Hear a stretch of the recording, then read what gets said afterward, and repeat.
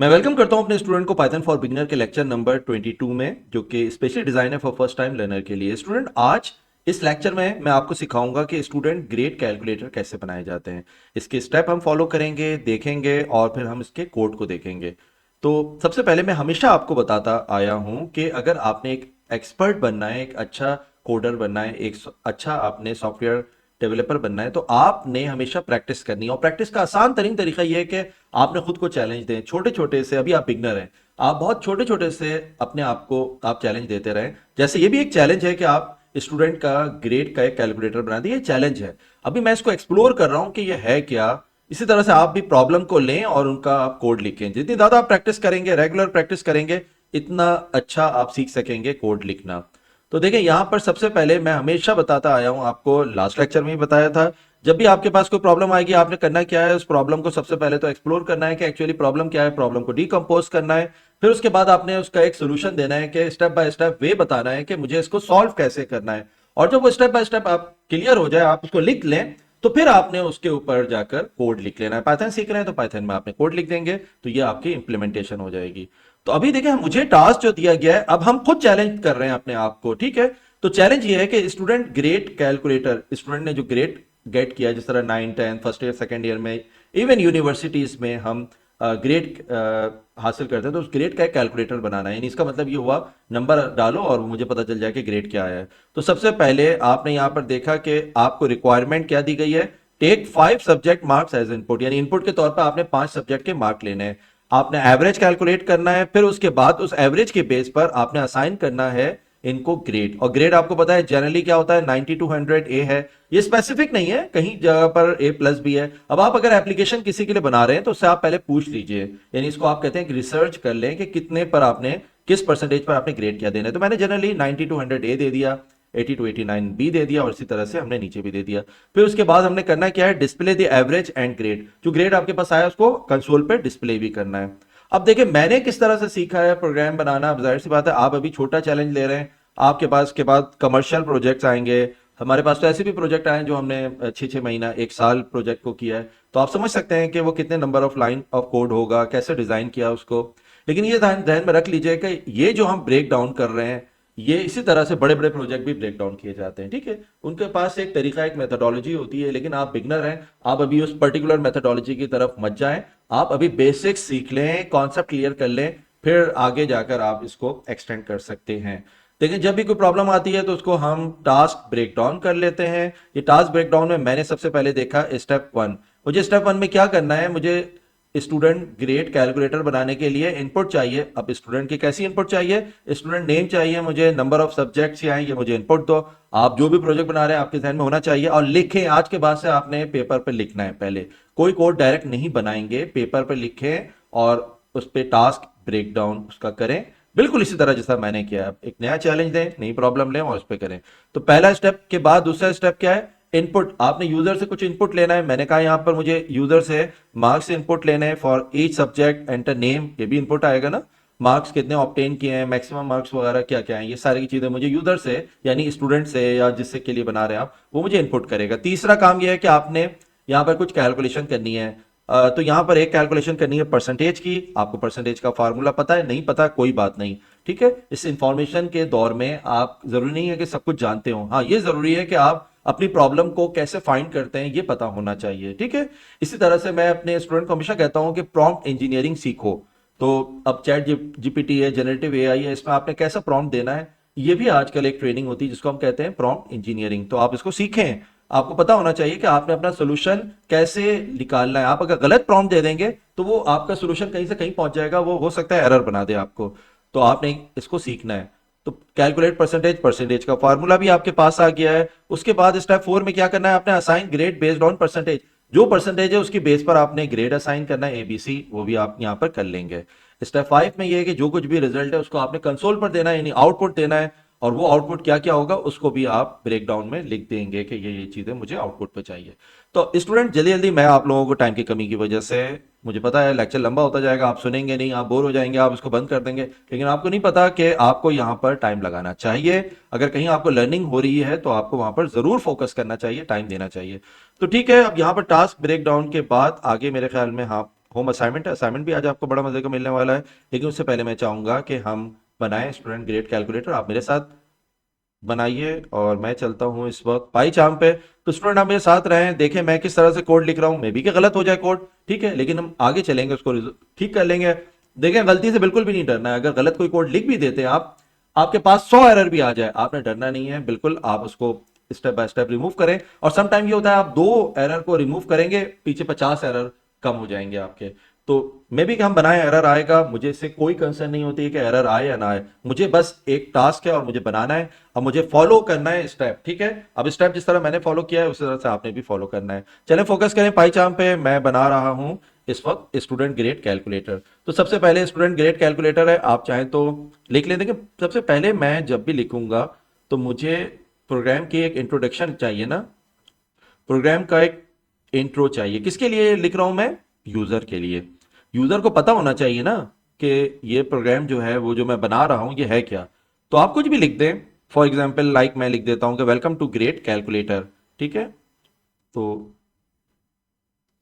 Welcome to grade calculator.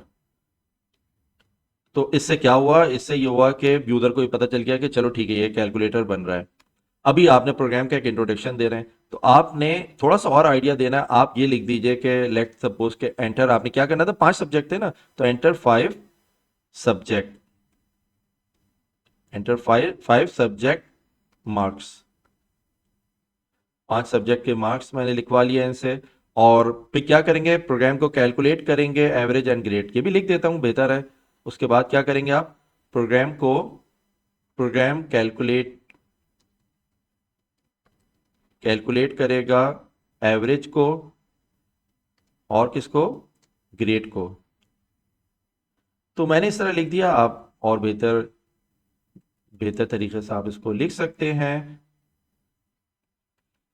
ठीक है। ये देखें, ये मैंने प्रोग्राम का एक इंट्रो बना दिया। इंट्रो का मतलब ये है कि अब यूजर आएगा तो उसको उसको पता चल जाएगा कि अच्छा ये प्रोग्राम ये है। अब उसके बाद मुझे क्या करना चाहिए, उसके बाद मुझे जो मैं कर रहा हूं वो कमेंट में आप लिखते रहें, आप, मैं भी और आप भी। ये आदत पड़ जाएगी ना तो अच्छा है कि प्रोग्राम 2 मिनट ज्यादा लग जाए, लेकिन ये ज्यादा बेहतर है कि प्रोग्राम सही बन जाए। तो अब मैं स्टेप बाय स्टेप कर रहा हूं तो एरर के चांसेस कम है। पहला स्टेप मैंने समझा दिया कि मैं करने क्या जा रहा हूं। अब मैं क्या कर रहा हूं, देखें अब मैं ये कर रहा हूं कि सबसे पहले मुझे एक एक एम्प्टी एक मैं बना लेता हूं मार्क्स की लिस्ट, ताकि उसको मैं फिल कर लूंगा। तो मैं क्या करता हूं, मैं लिख लेता हूं कि मैं क्रिएट करने जा रहा हूं एम्प्टी लिस्ट फॉर मार्क्स। इसलिए कर रहा हूं ये ताकि जो स्टूडेंट मार्क्स देते रहेंगे और इस लिस्ट में आता रहेगा मार्क्स। मैंने लिख दिया ये मार्क्स की लिस्ट, मुझे पता नहीं तो मैंने एम्प्टी छोड़ दिया अभी इसको। अब मैं इसको बाद में फिल करूंगा। अच्छा, तो अगर मैं इसमें कर रहा हूं तो मुझे लूप करना चाहिए ना, loop to take input for, कितने सब्जेक्ट थे, 5 सब्जेक्ट थे। तो मुझे उनका लूप बनाकर उनके सब्जेक्ट को क्या करना है, टेक इनपुट कर लेते हैं फॉर जितने भी सब्जेक्ट थे, 5 सब्जेक्ट, ठीक है। अब मुझे लूप बनाने के लिए, मैं पर्सनली तौर पर हमेशा लूप बनाने के लिए फॉर का लूप यूज करता हूं। बहुत आसान है। और रेंज का फार्मूला जिस तरह हमने शुरू की क्लासेस में देखा था, और आपको पता है रेंज 5 है ना, तो मुझे 6 तक जाना पड़ेगा ना, n-1। तो मैंने कर लिया। लेकिन हाँ, फॉर में मैं हमेशा कॉलन लगाना भूल जाता हूँ। अब मुझे करना क्या चाहिए, फॉर से बना दिया मैंने। अब मैंने ले लिया यहाँ पर एक, ले लेता हूँ वेरिएबल नंबर, कर लिया मैंने। एक नंबर एक वेरिएबल है। और देखो इस नंबर को जो तुम इनपुट ले रहे हो, तो पहले तो देखो इनपुट के लिए मैंने कह दिया कि एंटर द मार्क फॉर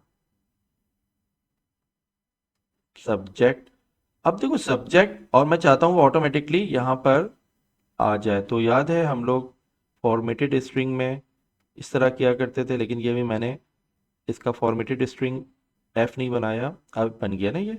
अब चेक करते हैं, input enter the marks for subject, जो भी सब्जेक्ट है वो आई से लेकर यहाँ पर आ जाएगा। और ये फॉर्मेटेड स्ट्रिंग है, बिल्कुल ठीक है, ओके। तो वो यहाँ पर सब्जेक्ट के जो भी मार्क्स हैं वो आ जाएंगे। जब सब्जेक्ट के मार्क्स इनपुट ये स्ट्रिंग लेगा, तो इसका मतलब है मुझे इसको टाइप कास्ट करना चाहिए इंट से कर लूँ। लेकिन मार्क्स, जैसे मैं मार्क्स दे रहा होता हूँ वो तो फ्लोट में होता है। फ्लोट का मतलब है कभी फ्रैक्शन में मार्क्स आ जाते हैं, तो मैं कर देता हूँ उसको फ्लोटिंग पॉइंट पे ले लेता हूँ। सही है ना ये? क्योंकि मैं अगर इंटीजर ले रहा होता तो कभी कोई टीचर ऐसे भी तो मार्क्स दे सकता है आप लोगों को 33.3। ठीक है, आप बोलेंगे इतना कम मार्क्स दे रहे हैं। तो ये देखिए मैंने ये इनपुट ले लिया मार्क्स। अब मेरा एक काम कंप्लीट हो गया यहाँ पर। अब मुझे सेकंड थर्ड में आकर मुझे अब करना क्या चाहिए? अब मुझे ये भी तो देखना है कि मार्क्स जो हैं वो कहाँ से इंश्योर करना है मुझे मार्क्स को, कि मार्क्स किसी ने गलती से या जानबूझ के अगर मार्क्स गलत डाल देता है तो मुझे उसको 100 से लेकर 0 से लेकर 100 तक लेकर चलना है। तो इंश्योर करें कैसे? कि मैं ये कह देता हूँ कि अगर हाँ, कोड ये बना देते हैं ना हम कि नंबर, मेरे पास ऊपर वेरिएबल में क्या था, नंबर था।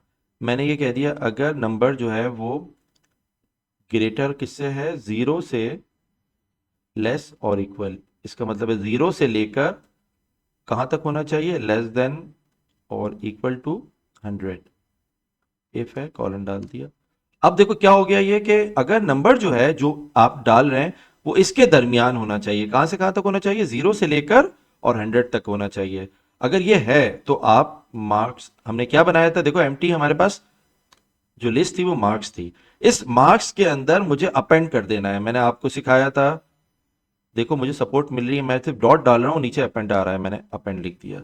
इसका मतलब है पाई चार्म ने मुझे काफी सपोर्ट कर रहा है। मैंने ये अपेंड खुद नहीं लिखा है, मैंने डॉट डाला तो उसको, उसने मुझे सपोर्ट किया कि अपेंड लिखो। अपेंड का मतलब ये होगा अब ये जो मार्क्स है ये ऑटोमेटिकली एम्प्टी मार्क्स की लिस्ट में जाएगा। अपेंड कर दो इस मार्क्स के किस में, नंबर, जो भी नंबर आ रहा है वो अपेंड कर दो।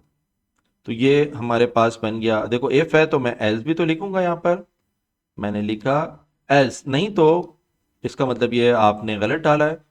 नहीं तो लिखो तुम कि प्रिंट करवा दो कोई इनवैलिड, या enter a number from, invalid number आप लिख देते हैं, या ये यूं लिख देते हैं enter a number from 0 to 100, ताकि उसको समझ में आ जाएगा उसने गलत नंबर डाला हुआ है ये। तो अब यहाँ से आप आ जाएं। देखिए ये काम भी हमने कर लिया। स्टेप बाय स्टेप देखें तो हमने यहाँ से ये वाली चीज़ भी कंप्लीट कर दी। अब हमारे पास बचा क्या काम है? अब देखो इंश्योर भी कर लिया कि उसने मार्क्स भी इनपुट कर दिया। अब मुझे कैलकुलेट करना चाहिए, और वो कैलकुलेट क्या था, एवरेज। ठीक है ना? तो मैं यहाँ पर स्टेप बाय स्टेप लिखता भी जाता हूँ कि हमने अब कैलकुलेट करना है क्या था, एवरेज। ठीक है, एवरेज कैलकुलेट करना है मुझे, तो फार्मूला बहुत आसानी से, मैंने एक वेरिएबल ले लिया एवरेज का, और मुझे पता है ना कि एवरेज का फार्मूला क्या होता है, सम। देखो ऊपर मैंने एस यू लिखा, उसने मुझे फार्मूला दे दिया सम। सम किसका करना था, मार्क्स। जो ऊपर आप देखें जो हमने अभी ये मार्क्स हमारे पास आया उनके मार्क्स का सम। तो मैं बता दूंगा इसको कि सम करो तुम मार्क्स। ओके, इससे मार्क्स का सम किया। इसके बाद डिवाइड कर दो मार्क्स की लेंथ से, यानी कितने मार्क्स थे। तो उसको याद है आपको, एक हमारे पास एक लेंथ, हाँ नीचे है ना, ये देखें फार्मूला, ये लेंथ बता देगा। लेंथ किसकी, मार्क्स की। हम्म, मुझे उम्मीद है ये फार्मूला बिल्कुल सही चलेगा। ये एवरेज बना देगा इसका। अब एवरेज भी अगर हमारे पास बन गया तो अब हमें क्या करना चाहिए था, उसके बाद मुझे चाहिए था कि मैं असाइन करूं ना ग्रेड। असाइन कर दो ग्रेड फ्रॉम, हाँ किसको देखते हुए, एवरेज को देखते हुए। तो मुझे पता है एवरेज को देखते हुए ही हमने करना है, हमने यूं लिखना है। ये तो बहुत आसान कोड बन जाएगा कि अगर एवरेज, एवरेज हमने क्या लिया था, ई वी जी। अगर एवरेज जो है वो किससे ग्रेटर देन और इक्वल टू। अब अगर इधर देखें तो यूं पढ़ेंगे आप इसको, और ये हम कहते हैं कि 90 से, ठीक है, एवरेज जो है इक्वल टू और ग्रेटर देन 90, और यहां पर क्या कर लेते हैं उसको, लेस देन और इक्वल टू भी कर देते हैं 100। एवरेज 90 से लेकर अगर 100 तक है, कॉलन भी बनाते हैं। तो आपने एंटर किया, आपने कहा ग्रेड दे दो, GRADE। आपने कहा ग्रेड जो है वो इक्वल हो जाता है किसके, ए के। ठीक है, इसी तरह से आप नीचे आएंगे और आकर आप, मैं ये करता हूँ कि कंट्रोल सी कंट्रोल जेड करके वापस मैं यहाँ पर आके कंट्रोल वी पेस्ट कर दिया। अब देखिए मुझे क्या करना है, थोड़ा सा टाइम सेव हो जाएगा। और टाइम ये है कि अगर मैं कहता हूँ एवरेज जो है वो ग्रेटर देन और इक्वल टू 80 और किससे छोटा हो, यहाँ पर मैं कह देता हूँ लेस देन और इक्वल टू हटा देते हैं, क्योंकि अब अगर मैं इक्वल टू करूंगा तो 90 से कन्फ्यूजन हो जाएगी ना। तो मैं यहाँ पे लिख देता हूँ 80 से लेकर, मैं 89 भी लिख सकता था, मैं 9 लेस देन करके 90 लिख देता हूँ, ठीक है ना। अगर लेस देन और इक्वल टू लिखता ना तो यहाँ 89 लिख देता। समझ रहे होंगे आप लोग। तो ग्रेड क्या हो जाएगा अब, मैंने कहा अब ग्रेड हो जाएगा इनका बी। ठीक है, इसी तरह से कंट्रोल वी पहले से मैंने कॉपी किया हुआ था।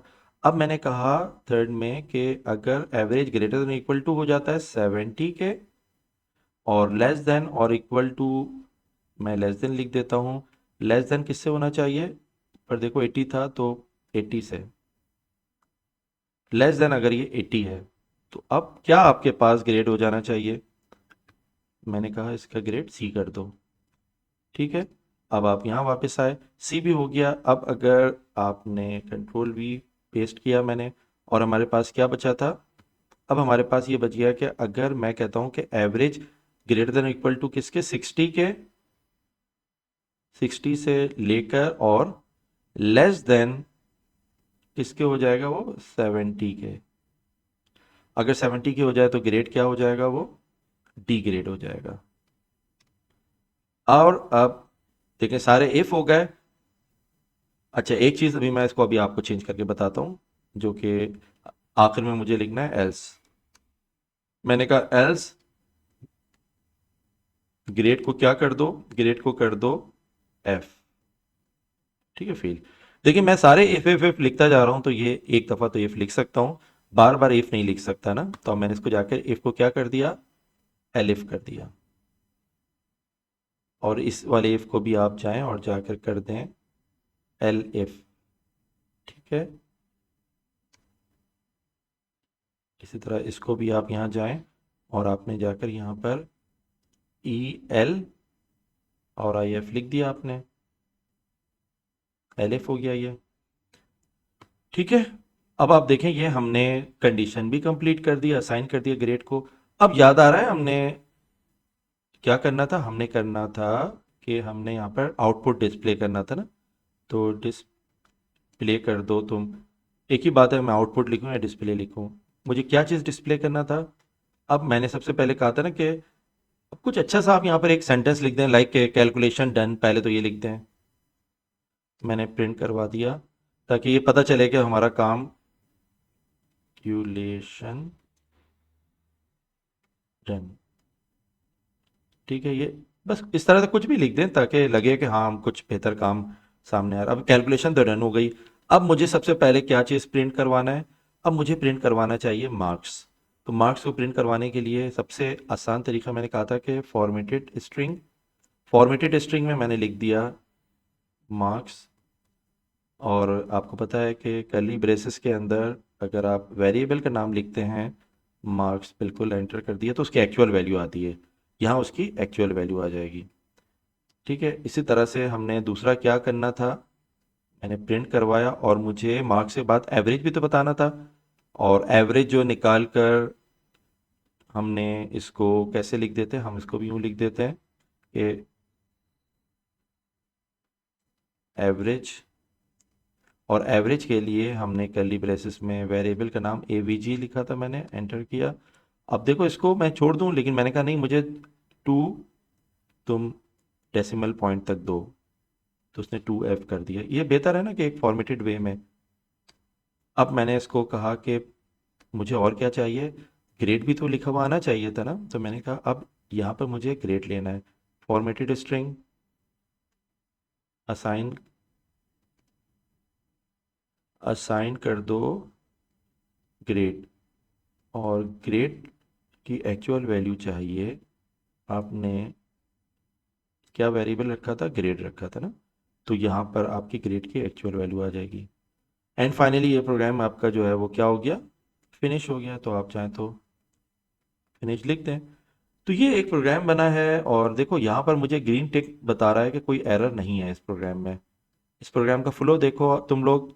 इस प्रोग्राम का फ्लो एग्जैक्टली वैसे ही जिस तरह मैंने आपको समझाया था कि हम किस तरह से वर्क ब्रेक डाउन कर लेते हैं, और मैंने इसीलिए स्टेप बाय स्टेप इसको लिखा है, आप देख सकते हैं। ठीक है, अब इस प्रोग्राम को हम एग्जीक्यूट करवाते हैं, और देखें अब ये प्रोग्राम एग्जीक्यूट हुआ है। डिस्प्ले को मैंने बड़ा कर दिया। Welcome to grade calculator, enter 5 subject mark program calculate average and grade. ये बता रहा है यूज़र को कि आपका प्रोग्राम करेगा क्या। अब enter the marks for subject 1। अब सब्जेक्ट 1 की जगह आप एक्चुअल सब्जेक्ट का नाम भी लिख देते, ज़्यादा अच्छी फॉर्मेटिंग कर सकते थे। मैंने लिख दिया कि सब्जेक्ट 1 में 55 मार्क्स हैं। सब्जेक्ट 2, मैंने कहा सब्जेक्ट 2 में 70 मार्क्स हैं। इस तरह सब्जेक्ट 3 में हमने कह दिया 58 मार्क्स हैं। 4 में कितने मार्क्स हैं, मैंने कहा कि 80 मार्क्स हैं। Enter the mark for subject 5। 5 subject वो मेरा सब्जेक्ट था, और मैंने उसमें 90 मार्क्स दिए हुए हैं। अब देखें कैलकुलेशन डन, बड़ा अच्छा तो लिखा हुआ आ रहा है कैलकुलेशन डन। मार्क्स 55, अभी मैंने यहाँ पर क्या लिखा था, फ्लोट लिखा था ना, तो इसलिए फ्लोटिंग पॉइंट में ये रिजल्ट दे रहा है। जो जो मार्क्स आपने डाले वो एम्प्टी मार्क्स की लिस्ट में कंप्लीट हो गया। अब उसने एवरेज कैलकुलेट किया, जो मैंने फार्मूला लगाया था एवरेज का, याद आ रहा होगा आपको। तो आप चाहें तो इसको चेक करके देख लें एवरेज का फार्मूला सही चल रहा है या नहीं चल रहा।